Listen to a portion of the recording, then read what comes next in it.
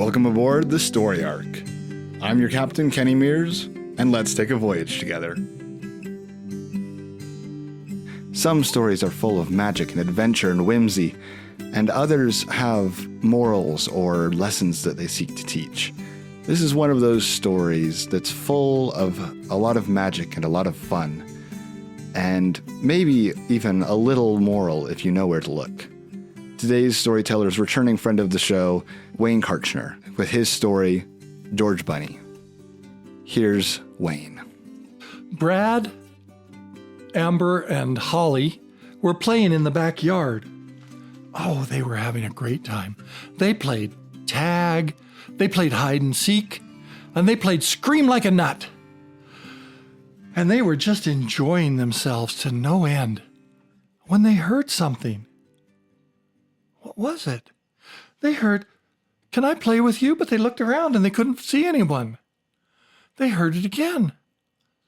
All there was a little rabbit. And then, sure enough, the rabbit said, "Can I play with you?" Holly said, "Well, you're a rabbit. You can't talk." He said, "I can. Can I play with you? My name is George." All three of them said, "Yes, you can play with us." And so they did. They played tag. Oh, it was hard to catch George. He was so fast, and he could touch you in the ankle really easily. And then they played hide and seek. And George could find you wherever you hid, but he could hide in the smallest places, and it was tough. But when they played scream like a nut, oh, that scared George. After they played for a while, they sat in the shade of a tree and they talked. And George told him their name. And then he said, "Would you like to come visit me in my house?" Amber said, "Oh, we can't go in your house, silly. We're too big." George said, "Come here, I'll show you." And they got over, and sure enough, there was a tiny little hole. But George Bunny took some fairy dust out of his fur and blew it on the children. And they shrunk tiny, tiny, tiny to the same size as the bunny. And then they all scurried into the hole. You know, a bunny's hole is nice and cozy, and it's lined with fur, and it's so nice. But George Bunny said, "Come follow me." And they ran down the hole, and they started going down farther and farther. And Brad said, it started to get dark, and Brad said, George, it's getting dark. I'm not scared, but the girls might get scared if it gets dark." George said, "Don't worry, it'll get light just around this corner." And sure enough, they went around the corner and it was light because there were diamonds shining in the walls. George said, "You can take as many diamonds as you'd like if you would want to." So all the children grabbed diamonds out of the walls and filled their pockets. And then they went on a little further, and the cave opened up into a huge cavern. And in the cavern, there was a great big dinosaur. Now, when I was a boy, this type of dinosaur was called a brontosaurus. And then the science hippies decided it wasn't called a brontosaurus anymore. And now they've decided it's a brontosaurus. And now they're arguing whether it's a brontosaurus. But when he was a baby, he was called a brontosaurus. So his name was Bronte. And George Bunny jumped out and he said, "Hello, Bronte, how are you?" "Hello, George. How are you?" "I have some friends here." "Oh, good. I like friends." And Brad and Amber and Holly came out, and Bronte said, "Would you like to play with me?"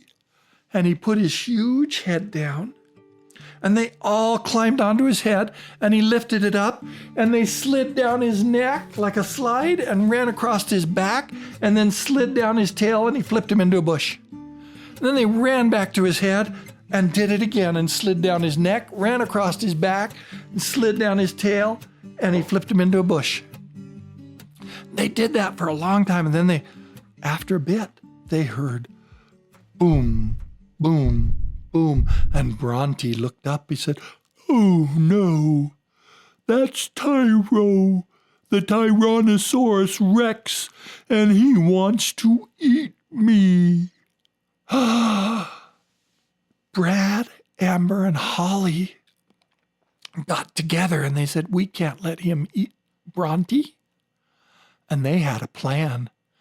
And as Bronte got closer, they all hid behind bushes. And as Tyro got closer, Brad jumped out from behind a bush and yelled at Tyro and said, nah, nah, nah, you can't get me. And Tyro started running towards Brad, but Brad hid behind a bush.